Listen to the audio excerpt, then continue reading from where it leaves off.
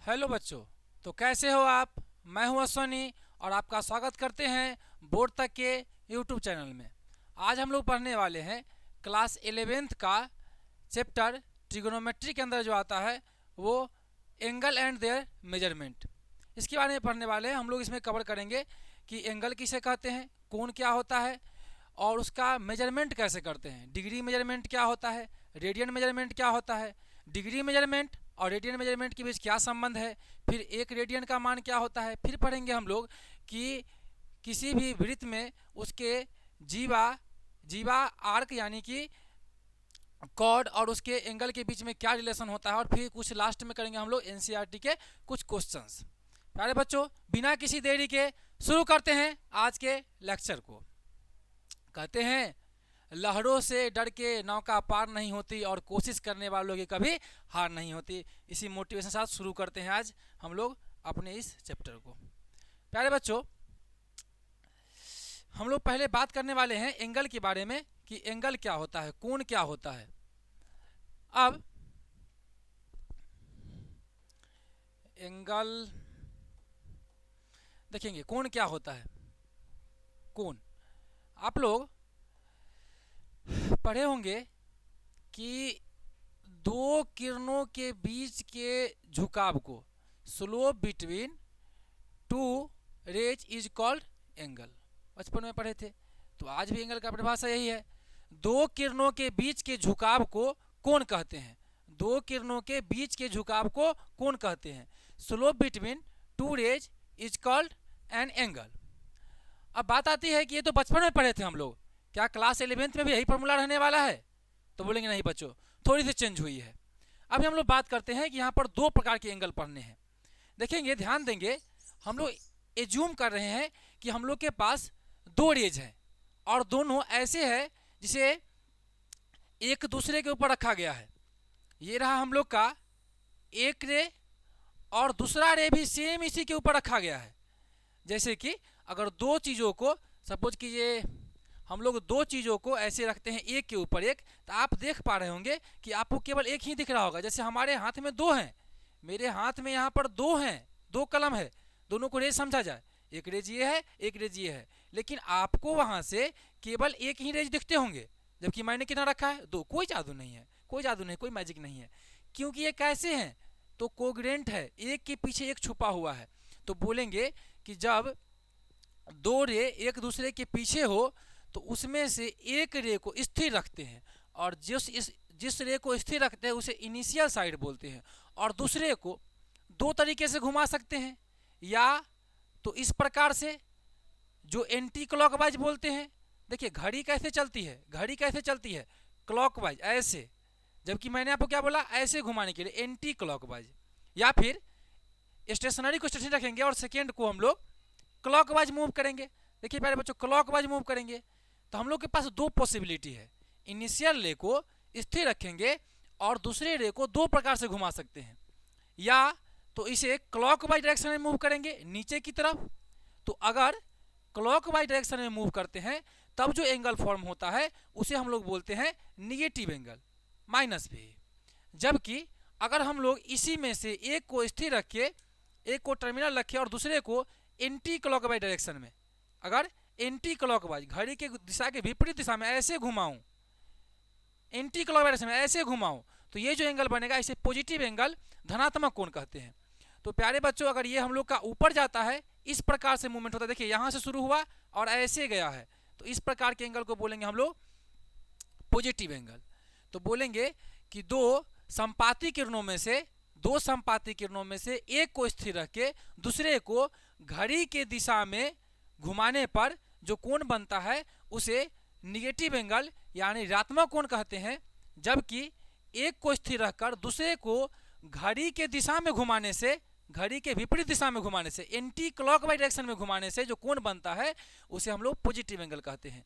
ये जो डायरेक्शन है हम लोग का ये है एंटी क्लॉकवाइज, जबकि ये जो डायरेक्शन था हम लोग का था वो क्लॉकवाइज था। तो clockwise negative angle, anti clockwise positive angle, clockwise negative angle, anti clockwise positive angle. मेरे साथ कुछ रिपीट कीजिए, यादें होंगी बातों को।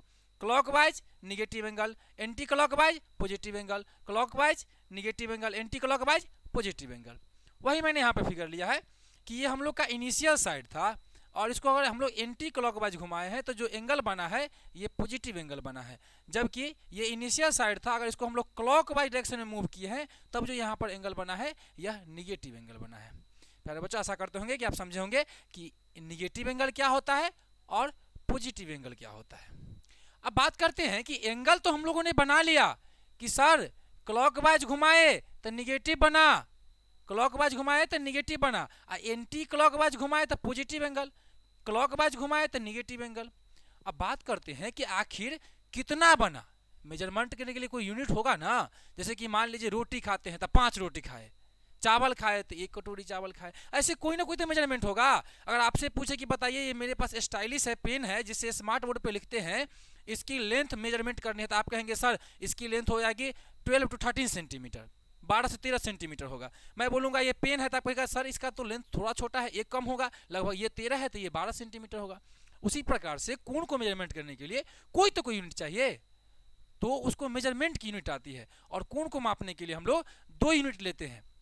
देखेंगे प्यारे बच्चों, पहला यूनिट जो आप लोग पहले से बहुत पहले से जानते हैं, आप लोग बचपन में जरूर इस चंदा मामा से पढ़े होंगे। ये चंदा मामा, मेरे प्यारे चंदा मामा, इस चंदा मामा से हम लोग कोण मापते थे, याद आया ना, कोण।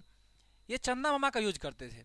इसमें हम लोग कोण यहाँ इस जीरो रिफरेंस पॉइंट से भी मेजर कर सकते थे और इस जीरो रिफरेंस पॉइंट से भी मेजर कर सकते थे, लेकिन जो मैंने अभी कोण का एग्जाम्पल लिया है, आप देख पा रहे होंगे कि मैंने इस जीरो से लिया है कोण। तो जब कभी कोण को मेजरमेंट करना होता है हम लोग को, तो सबसे पहले क्या करते हैं कि ये हम लोग का सपोज कीजिए ये कोई एंगल है, इस प्रकार का एंगल था, तो जो चंदा मामा है उसको इस प्रकार से इस पर सेट करेंगे कि उसका कोई ना कोई एक इनिशियल पॉइंट, जो एक इसका लाइन है, इसे इनिशियल लाइन बोलते हैं, ये उसके एक साइड के साथ कोइंसाइड कर जाए, मैच कर जाए पूरा, और जो दूसरा साइड है वो जहाँ पे जाके अटकता है वो जीरो वाली गिनती शुरू करते हैं हम लोग। बच्चा जीरो वाला गिनती शुरू करते हैं, ये 180 वाली गिनती शुरू नहीं करते हैं। जो हम लोग का इनिशियल साइड था वहाँ से जीरो वाली काउंटिंग शुरू करते हैं, जीरो वाली, 180 वाली नहीं करते हैं। तो जीरो वाली में देखेंगे कि आप यहाँ पर जहाँ जाके अटका है ये 50 है। तो बच्चों वहाँ पर जो हम लोग मेजरमेंट पढ़े थे उसका नाम था डिग्री मेजरमेंट। क्या नाम था प्यारे बच्चों? Degree measurement. यानी कि ये जो एंगल्स हम लोग मेजरमेंट कर रहे हैं, ये मेजरमेंट कर रहे हैं डिग्री में, जिसका सिंबल कुछ ऐसे लिखा करते थे, जैसे इसको क्या बोलेंगे हम लोग, तो कहिएगा सर 50 डिग्री। हिंदी वाले बच्चे इसे अंश के नाम से जानते हैं, अंश। तो ये 50 अंश, वैसे ज़्यादातर डिग्री ही प्रीफर करते हैं। तो ये एंगल कितना का था? तो 50 डिग्री का था। एंगल कितना का? तब 50 डिग्री का। कोण मेजरमेंट करने के हम लोग के पास 2 मेथड है। पहली कौन सी है? Degree measurement. इसके बारे में थोड़ी और बातें करते हैं।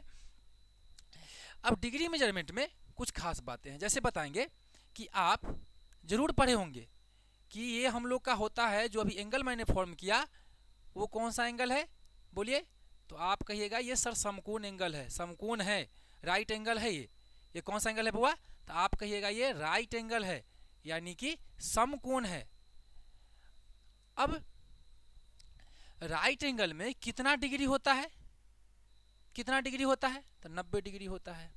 अब आपसे कोई पूछेगा कि बताइए कि 1 डिग्री क्या होता है, 1 डिग्री क्या है? तो आप उनको कहिएगा कि अगर किसी समकोण को 90 भागों में बांटा जाता है, कितनी भागों में बांटा जाता है बुआ? 90 भागों में, 1 भाग, 2 भाग, 3 भाग, 4 भाग, 5 भाग, 6 भाग, ऐसे करके 90 भागों में बांटा जाएगा। जब एक समकोण को 90 भागों में बांटा जाता है, 90 बराबर भागों में बांटा जाता है, तब जो कोण मिलता है उसको बोलते हैं हम लोग 1 डिग्री। तो क्या बोलेंगे 1 डिग्री का परिभाषा? कि जब किसी समकोण को 90 बराबर भागों में बांटा जाता है तो उसके प्रत्येक भाग को 1 डिग्री कहते हैं। When a right angle divided into equal 90 parts, then each part is called 1 degree. जब कभी भी हम लोग एक समकोण को 90 भागों में बांटेंगे तो प्रत्येक भाग को हम लोग 1 डिग्री कहते हैं। यानी कि हम लोग बोल सकते हैं कि 1 right angle is equal to 90 degree. अब बचाएंगे बच्चे आपको कि 1 डिग्री को भी बांटा जा सकता है। जब 1 डिग्री को 60 भागों में बांटते हैं, 1 डिग्री को फर्दर 60 भागों में बांटा गया, तब जो यूनिट आया उसे हम लोग मिनट के नाम से जानते हैं। तो बोलेंगे 1 degree is equal to 60 minute. Minute के लिए जो सिंबल यूज किया जाता है वो उसके ऊपर एक ऐसा डैश सा लगाते हैं। फिर 1 मिनट को भी डिवाइड किया गया, कहेगा उसे किस में डिवाइड किया गया, तो उसे सेकेंड में डिवाइड किया गया। तो बोलेंगे कि 1 मिनट इज इक्वल टू कितना सेकेंड, तो आप कहेगा 60 सेकेंड। 1 मिनट में कितना सेकेंड, तो 60 सेकेंड।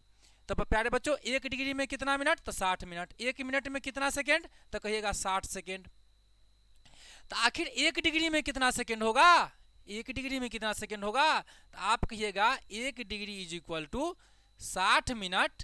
अब बराबर सेकेंड में बदलना है, तो फिर 60 1 मिनट में कितना सेकेंड, तो कहिएगा 60। तो इसको फिर से 60 से मल्टीप्लाई कर दीजिए, ये बदल गया सेकेंड में।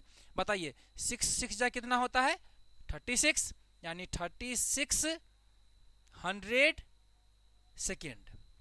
यानी कि बोल सकते हैं कि 1 डिग्री में कितने सेकेंड होते हैं, तो आप कहिएगा कि 1 डिग्री में 3600 सेकेंड होते हैं।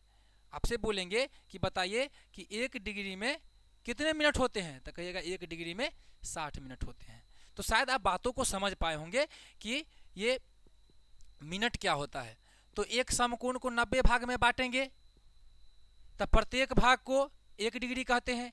1 डिग्री को 60 भाग में बांटेंगे, तब प्रत्येक भाग को 1 मिनट कहते हैं। 1 मिनट को और 60 भाग में बांटेंगे, तो प्रत्येक भाग को हम लोग 1 सेकेंड कहते हैं। अब चलिए इस पे कुछ क्वेश्चन करते हैं, जैसे कि हम लोग डिग्री को मिनट और सेकेंड में कैसे कन्वर्ट कर सकते हैं। प्यारे बच्चों क्वेश्चन लेते हैं कि आपको कन्वर्ट करना है कि 25.2 डिग्री है। अब इसे बोला गया है कि आप इसे मिनट और सेकेंड में कन्वर्ट करें, मिनट और सेकेंड में कन्वर्ट करें।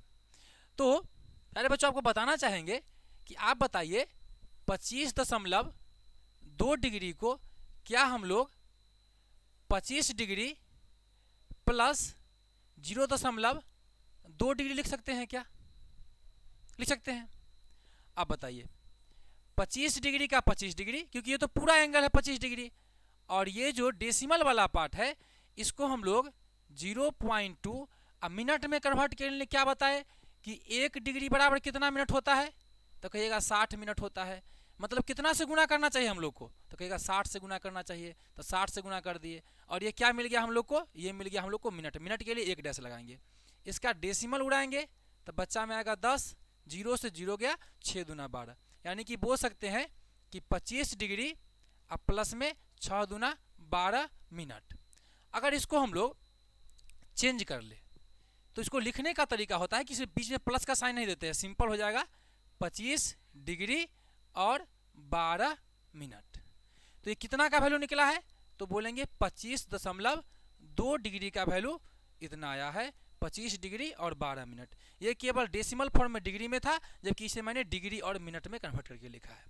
एक और प्रश्न लेते हैं, करते हैं, प्रैक्टिस करते हैं। अगर हम लोग के पास है कि 37.1/3 डिग्री को चेंज करना है। अरे बच्चों आप इसको भी जानते होंगे कि इसे हम लोग मिक्स्ड फ्रैक्शन बोलते हैं, मिश्रित भिन्न बोला जाता है। तो मिश्रित भिन्न में आप जानते होंगे जैसे कि अगर 2 होल 1/2 है, इसका मतलब होता है कि 2 + 1/2। तो इसको भी हम लोग 2 पार्ट में तोड़ सकते हैं। तो बोलेंगे सर इसमें पूरा कितना डिग्री है, तो 37 डिग्री, और प्लस में कितना है, तो 1/3 डिग्री। अब 37 डिग्री जो पूरा पार्ट है उसे आप छोड़ दीजिए, उसे प्यार से छोड़ दीजिए, और बाकी जो फ्रैक्शनल वाला पार्ट है उसे प्रयास कीजिए कि ये बदल जाए हम लोग का मिनट में। तो प्यारे बच्चों फिर बताएंगे आपको 1 डिग्री में कितना मिनट, तो आप कहिएगा 60 मिनट सर। तो डिग्री को मिनट में कन्वर्ट करना है तो कितना से मल्टीप्लाई करेंगे, तो आप कहिएगा 60 से मल्टीप्लाई करेंगे। किस में कन्वर्ट हो गया, मिनट में। बताइए 3 से कटेगा क्या, कितना बार में, तो 20 बार में। तो यहाँ पर कितना मिला हम लोग को, तो कहिएगा 37 डिग्री और साथ ही साथ 20 मिनट। अब हम लोग आगे चलते हैं और बताएंगे आपको कि इसे कैसे लिखा जा सकता है। तो आप कहिएगा इसको 37 डिग्री और 20 मिनट इकट्ठा लिख सकते हैं। कितने का वैल्यू निकला, तो बोलेंगे 37.1/3 डिग्री का इतना वैल्यू हम लोग के पास निकला। तो आशा करते हैं कि आप ये भी सीखे होंगे कि हम लोग को डिग्री से मिनट तक कैसे जाए, डिग्री से मिनट तक कैसे जाए। अब आगे चलते हैं और आपको बताते हैं कि रेडियन मेजरमेंट किसे कहते हैं। ये रहा हम लोग का रेडियन मेजरमेंट। देखेंगे कि ये हम लोग के पास एक सर्कल है। सब बचपन से सर्कल को जानते होंगे। साइकिल का पहिया सर्कल, हाथ में पहनने वाले मम्मी की चूड़ी सर्कल, सब तो सर्कल ही है। फिर बचपन में वो खेल खेलते थे लगा करके, नचाने वाला बॉल नचाने वाला, वो भी सर्कल बनाते थे ना। तो ये हम लोग के पास सर्कल है, और सर्कल है तो इसके सेंटर पर कुछ ना कुछ एंगल बनता होगा। सबसे पहले सेंटर सरकमफ्रेंस होता है। अगर सरकमफ्रेंस पर, जिसे परिधि बोलते हैं, इस पर अगर कोई दो पॉइंट के बीच की दूरी को ले ले ऐसे करके, तो इसका नाम होता है आर्क, और हिंदी में इसे आर्क को आर्क के नाम से जानते हैं, आर्क बोलते हैं। और ये हम लोग का आर्क, जिसे पहले बच्चों सॉरी आर्क, ये आर्क है हम लोग का कि सरकमफ्रेंस पे यानी परिधि पे अगर कोई दो बिंदुओं को लेंगे तो उसे हम लोग आर्क के नाम से जानते हैं। अब अगर सर्कल ऐसा है कि जिसका रेडियस आर है और कोई ऐसा आर्क लिए है जिसका लेंथ भी आर है, तो उस टाइम जो सर्कल के सेंटर पर जो एंगल फॉर्म होगा उसे हम लोग एक रेडियन के नाम से जानते हैं। और रेडियन डिनोट करने के लिए उसके ऊपर में सी लिखा जाता है। पहले बच्चों फिर से मैं ड्रॉ करके बताना चाहूंगा आप लोगों को। देखेंगे कि हम लोग के पास कोई सर्कल है और सर्कल की जो त्रिज्या है ये आर है। अगर हम लोग कोई ऐसा इस पर आर्क लेते हैं, कोई इस पर ऐसा आर्क लेते हैं जिसका लेंथ भी अगर आर हो, जिस आर्क का लेंथ भी आर हो, तो उस टाइम जो सर्कल के सेंटर पर एंगल बनेगा उसे हम लोग 1 रेडियन के नाम से जानते हैं। और इसे उसके ऊपर सी लिख के डिनोट करते हैं, 1 के ऊपर सी लिख करके। यानी कि 1 रेडियन को हम लोग ऐसे भी बोल सकते हैं कि 1 और ऐसे सी। ये लिखना जरूरी नहीं है, जैसे कि आपको +3 लिखना हमेशा जरूरी नहीं होता है, उसी प्रकार से रेडियन के ऊपर सी लिखना जरूरी नहीं है। आप अगर केवल 1 भी लिख देंगे फिर भी इसे रेडियन ही पढ़ा जाएगा। अगर लिखेंगे 1 एंगल तो उसको रेडियन ही पढ़ा जाएगा। जैसे +3 अगर नहीं भी लिखा है, अगर ऐसे भी लिखा है तो इसे हम लोग +3 समझते हैं, उसी प्रकार से। जबकि माइनस में माइनस लगाना होता है तो उसी प्रकार अगर कभी आपको 30 डिग्री बोलना हुआ तो आपको 30 डिग्री यहाँ पर लिखना पड़ेगा, छोड़ नहीं सकते हैं।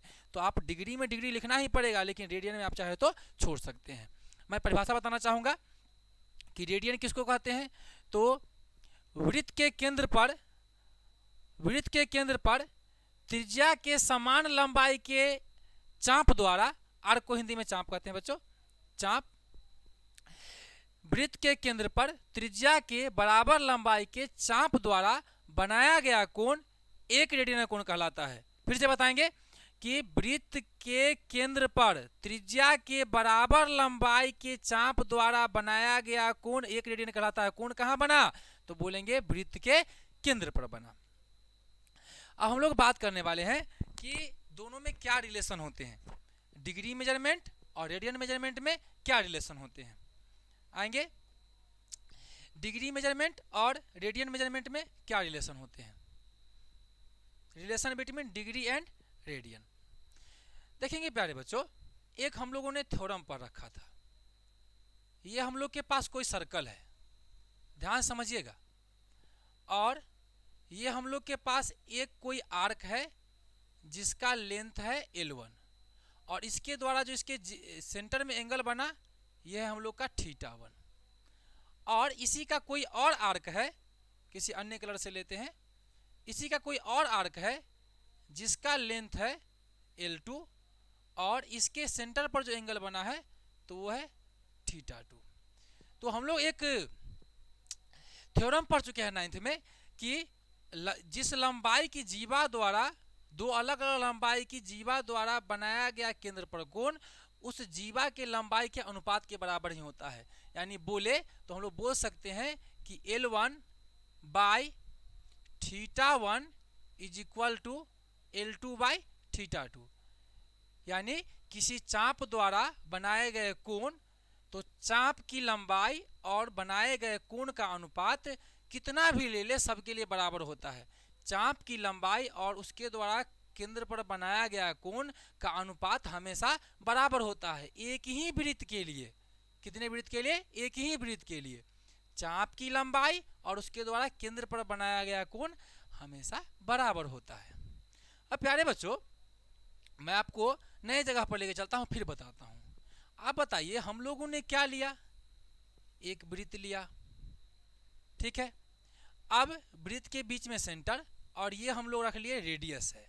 अब रेडियस के बराबर लेंथ के आर्क से जब हम लोग फिर इसको मैच करेंगे तो ये एंगल कितना फॉर्म हुआ? तो आप कहेंगे कि यह जो फॉर्म हुआ वो 1 रेडियन का एंगल फॉर्म हुआ। तो ये हम लोग इसके लेंथ को मान लेते हैं L। तो बोलेंगे कि L upon 1 radian, 1 radian, radian के ऊपर सी लगाना हमेशा जरूरी नहीं है, बराबर में ऐसा बोल सकते हैं सरकमफ्रेंस अपॉन टोटल एंगल कितना होता है? इसका टोटल एंगल कितना होता है? लोगों को पता होगा, वृत्त के केंद्र का पूरा एंगल जो होता है वो 360 डिग्री होता है। तो अगर हम लोग लेंथ का आर्क L लिए हैं, आर्क ऑफ लेंथ अगर L लिए हैं, तो डिग्री में 1 रेडियन का कोण था। अब अगर यहाँ पर हम लोग पूरे सरकमफ्रेंस को ही ले ले तो सेंटर पर कितना कोण बनता है? तो आप कहेंगे कि इस पर 360 डिग्री का कोण बनता है। शायद आप बात समझ पा रहे होंगे। अब बताइए बच्चों कि ये हम लोग का अभी ये आर्क का लेंथ कितना लिए हैं? तो आर के बराबर तब ना 1 रेडियन का कोण बनेगा। तो यहाँ से हम लोग लिख सकते हैं कि r/1, अब रेडियन पर हमेशा सी देना जरूरी नहीं, आप नहीं भी दे सकते हैं, बराबर सरकमफ्रेंस का फॉर्मूला क्या होता है? तो कहेंगे 2 पाई r बटा 360 डिग्री।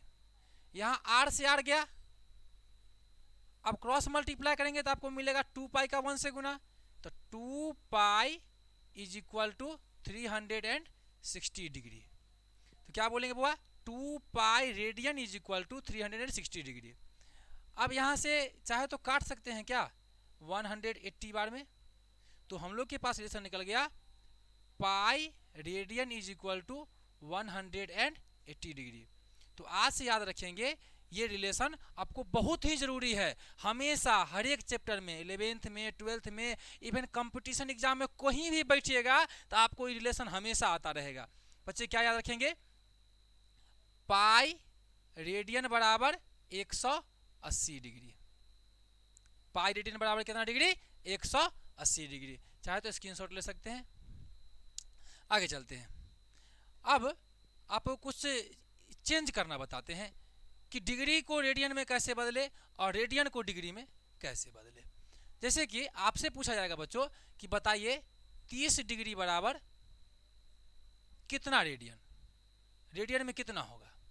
तो आपको मैंने क्या बताया कि 180 डिग्री बराबर कितना होता है? तो कहेंगे पाई होता है।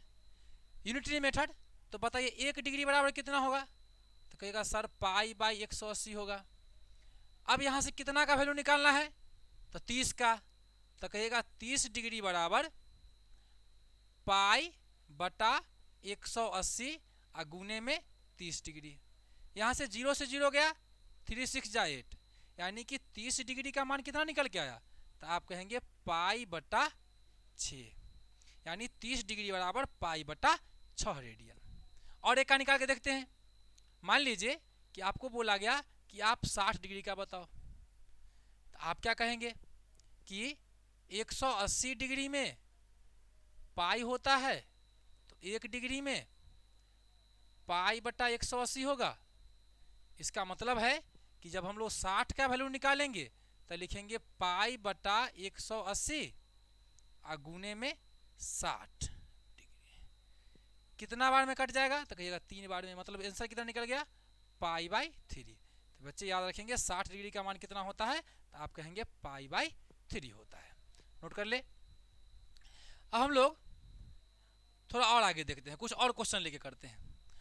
अगर मान लीजिए कि आपसे पूछा कि 90 डिग्री का वैल्यू कितना होगा, तो आसानी से कह पाएंगे कि 90 डिग्री का वैल्यू कितना? अरे बुआ पाई का 180 होता है, तो आप थोड़ा दिमाग लगाइए ना कि उसी का आधा तो 90 है, तो पाई बाई 2 का 90 होगा। स्वाभाविक सी बात है।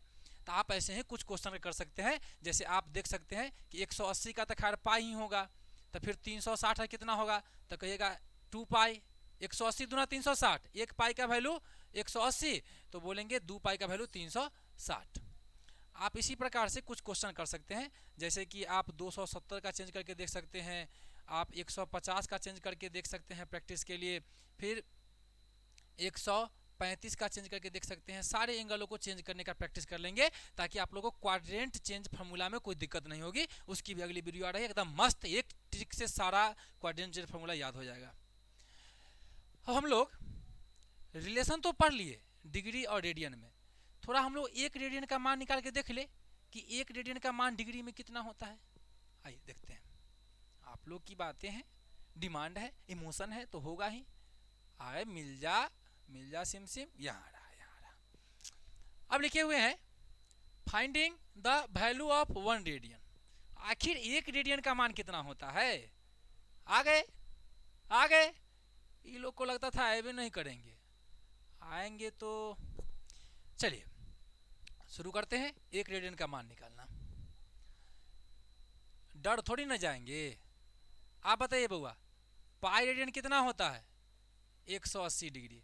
अभी लास्ट टाइम लिख रहे हैं, रेडियन में सी लगाना कोई जरूरी नहीं है, तो अब नहीं लगाएंगे आगे से। आप बताएंगे बच्चों पाई का वैल्यू कितना पढ़े आप लोग, तो कहिएगा 22/7 पढ़े हैं। अब बराबर कितना डिग्री है, तो कहेंगे 180 डिग्री है। अब यहां से हम लोग को एक का मान निकालना है, तो आप लोग जानते होंगे कि 180 इधर 7 भाग में, उधर जाएगा तो 7 गुना में, इधर 22 गुना में, इधर आएगा तो भाग में। 2 से काट सकते हैं, 90 दूना 180 और 11 दूना 22, कितना मिला हम लोग को 9 सते 63, यानी कि 630 डिग्री अब बट्टा में 11। प्यारे बच्चों इसको मिनट और सेकंड तक लेके चलना है, तो उसके लिए पहले अब इसको इम्प्रॉपर फ्रैक्शन में है तो उसे हम लोग मिक्स्ड फ्रैक्शन में चेंज करेंगे, यानी मिश्रित भिन्न में बदलेंगे, तब तो 2 पार्ट में तोड़ेंगे। तो आते हैं इसको तोड़ के देखते हैं, यानी कि आप तोड़ना भी सीख लीजिए। कैसे तोड़ेंगे, तो 630 को अगर आप 11 से भाग देते हैं तो कितना बनेगा, तो 11 पचे 55, 8 5 13, कट गया ये 80, 11 सते 77, कितना बचेगा, तो कहिएगा नीचे में 3 बचेगा। तो इसको हम लोग तोड़ेंगे तो ऐसा लिख सकते हैं क्या, 57.3/11 डिग्री। 57 पूर्णांक, आप लोग भिन्न को चेंज करना सीखे होंगे। 57 पूरा है, शेषफल ऊपर और जिससे भाग किए थे वो नीचा, तो 57.3/11। इसे मिनट और सेकंड में बदल के देखते हैं। 57 को ऐसे ही छोड़ देंगे, ये पूरा डिग्री मिल गया। अब प्लस में 3/11, आप जानते हैं इसे मिनट में करने के लिए हम लोग को 60 से मल्टीप्लाई करना पड़ता है। कितना होगा, 180/11 होगा। तब बोलेंगे 57 डिग्री अब प्लस में 18, यानी 180/11। ये अभी मिनट में कन्वर्ट हुआ है, अभी भी पूरा नहीं भाग लग रहा है। फिर भाग देके हम लोग तोड़ेंगे, फिर सेकंड में चलेंगे। तोड़ते हैं तो 180 को अगर 11 से भाग दिया जाए तो कितना मिलेगा, 11 एकम 11, कट गया 70 11 छक्का 66, कितना बचा 4। इसे हम लोग प्यारे बच्चों बोल सकते हैं क्या कि ये हो जाएगा 57 डिग्री अब प्लस में कितना होल, तो कहेंगे 16 होल, 16 होल 4/11, किस में है, मिनट में है। अब इसे सेकेंड में भी कन्वर्ट करते हैं, सेकेंड में, तो ये हो गया हम लोग का 57 डिग्री, फिर 16 भी पूरा आ गया तो 16 मिनट को भी अलग कर लेंगे, और फिर ये 4/11। अब इसे सेकेंड में कन्वर्ट कर ले, फिर 60 से मल्टीप्लाई, अब वो सेकेंड में कन्वर्ट हो गया फाइनल।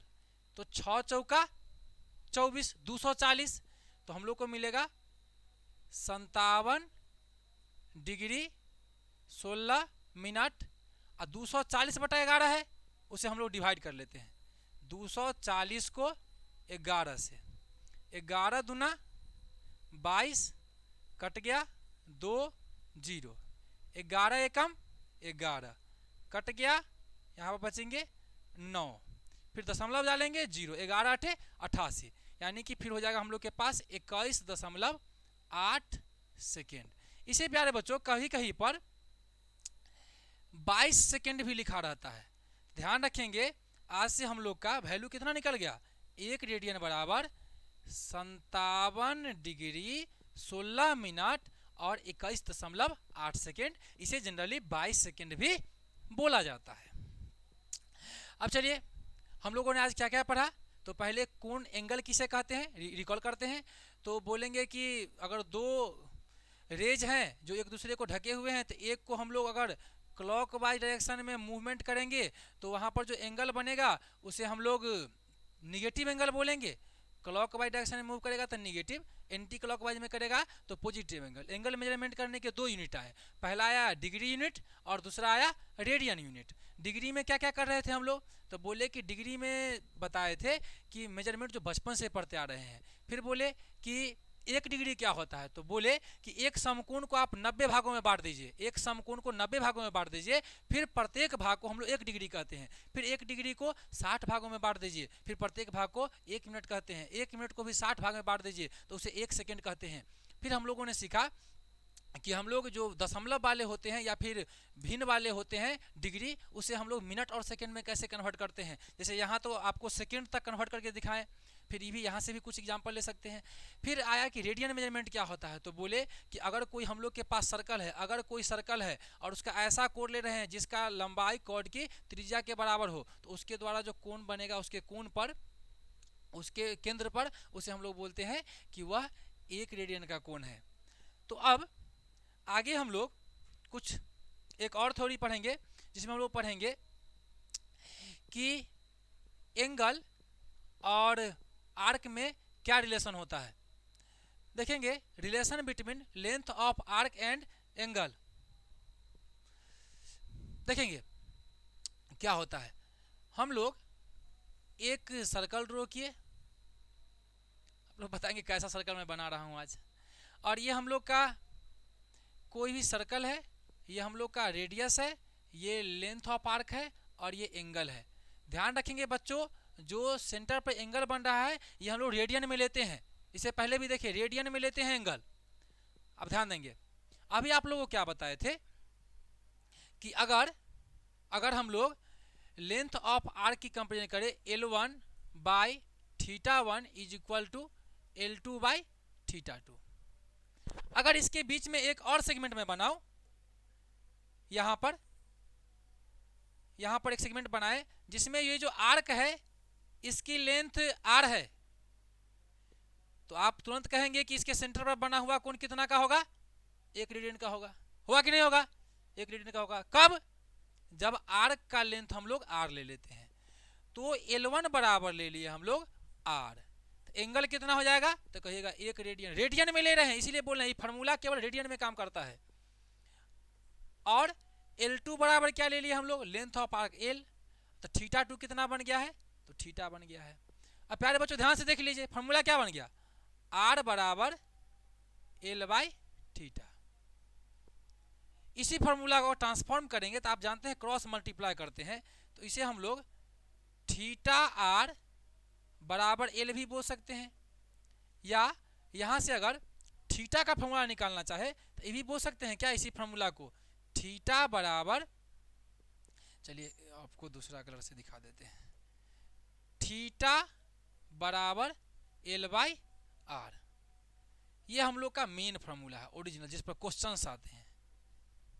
क्वेश्चन तो वैसे सब पे आते हैं। तो देखेंगे हम लोग के पास कितने फार्मूला जाए। हम लोगों ने सीखा कि किसी भी वृत्त के लिए उसके आर्क की लंबाई और एंगल का अनुपात समान होता है एक वृत्त के लिए, तो L1 बाई θ2 L2 बाई θ2। अब जब लेंथ हम लोग आर्क का लेंथ अगर r लेते हैं तो एंगल कितना का बनता है, तो 1 रेडियन का बनता है। एंगल थीटा कब है, जब हम लोग लेंथ ऑफ आर्क लिए हैं L, तो R is equal to L by theta. यहाँ से सिंपल आ गया। अब हम लोग दोनों को मल्टीप्लाई कर दे, क्रॉस मल्टीप्लाई, तो theta R is equal to L। फिर थीटा का वैल्यू निकालना चाहते हैं, R डिवाइड में चला जाएगा, तो बोलेंगे theta is equal to L by R। इस पर क्वेश्चंस आते हैं, theta is equal to L by R, यानी कि केंद्र पर बना हुआ कोण उसके आर्क की लंबाई और त्रिज्या का अनुपात होता है। और प्यारे बच्चों फिर से मैं बता रहा हूं, इस बात को एकदम भूलिएगा मत। क्या नहीं भूलिएगा? ये नहीं भूलिएगा। मैं इसको हाईलाइट करता हूं, ये जो एंगल होगा ये रेडियन में लेंगे हम लोग। इस फार्मूला में जो भी एंगल रखेंगे वो रेडियन में रखेंगे, वो मान रेडियन में आएगा, वो डिग्री में नहीं आता है। चलिए, तो कुछ क्वेश्चंस है एनसीईआरटी का जिसे हम लोग करते हैं, देखते हैं क्या है। अब आपको क्वेश्चन शायद दिख रहा होगा, क्या है क्वेश्चन देखेंगे। कहता है in a circle of diameter 40 centimetre, एक कोई सर्कल है जिसका डायमीटर है 40 सेंटीमीटर। एक कोई सर्कल है जिसका डायमीटर है 40 सेंटीमीटर। कोई सर्कल ले लिए और इसका डायमीटर जो दिया हुआ है वह दिया हुआ है 40 centimetre. In a diameter of 40 centimetre the length of a cord is 20 centimetre.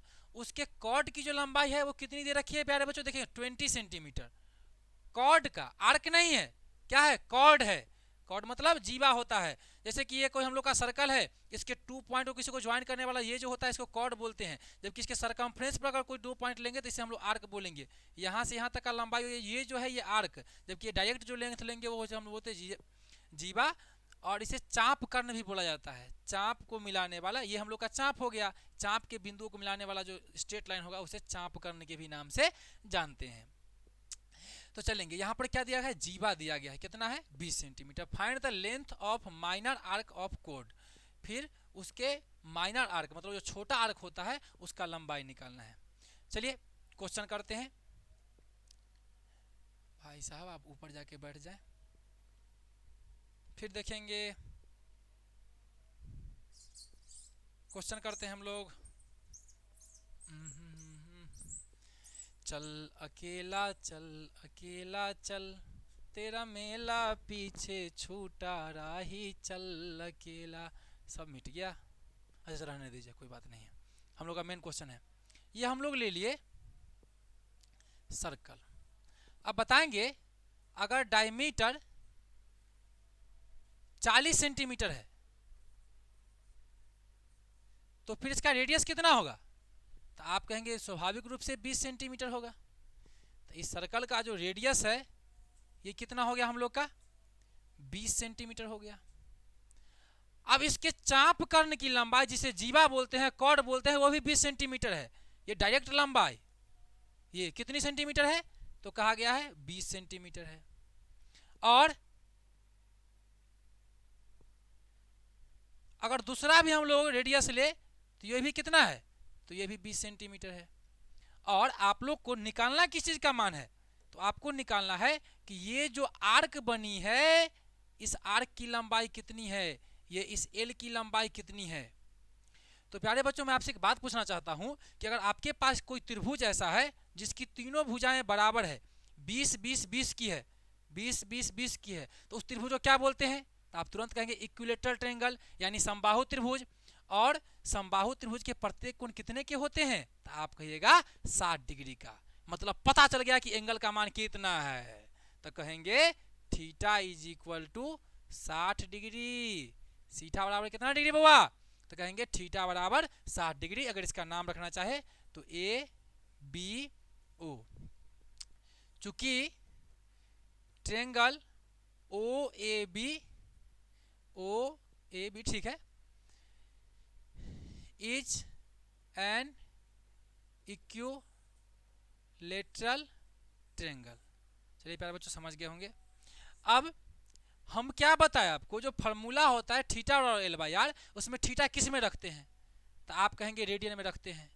तो रेडियन में रखते हैं ना, आइए रेडियन में रखते हैं। तो रेडियन में कन्वर्ट करेंगे। 60 डिग्री का मान आपको शायद निकालना भी सिखाए हैं। देखिएगा 60 डिग्री का मान कितना निकाले थे? अरे मिल जा मिल जा मिल जा मिल जा मेरी परी, गुम हो गया। अरे तब मतलब निकाल लेंगे। चलिए देखेंगे 180 डिग्री बराबर पाई, तो 1 डिग्री बराबर पाई बटा 180। मतलब जब 60 का मान निकालेंगे तो कितना? तो कहेंगे पाई बटा 180 गुने में 60, 36 का 18, 3 कट गया, यानी कितना आंसर आया? Pi by 3। आप याद भी कर लेंगे, इतना सिंपल सिंपल तो जनरली याद रहता है। तो थीटा बराबर हो गया, इसको बदलेंगे तो लिखेंगे पाई बाई 3 रेडियन। अब हम लोग चलते हैं फार्मूला पर।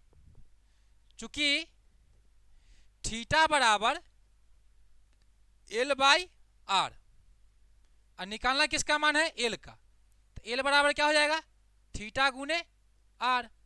थीटा का मान कितना है बताइए, तो कहेंगे पाई बाई 3 है। आर का मान कितना है, तो कहेंगे 20 है। तो आंसर कितना निकला, तो कहेंगे 20 पाई अब बाई में 3 सेंटीमीटर। तो आंसर हम लोग कितना हो गया, 20 पाई बटा 3 सेंटीमीटर। फिर से एक बार रिकॉल करते हैं। हम लोग का जो कोई दिया हुआ था सर्कल, उसका डायमीटर था 40, तो उसका रेडियस कितना हो जाएगा, तो कहेंगे 20 सेंटीमीटर।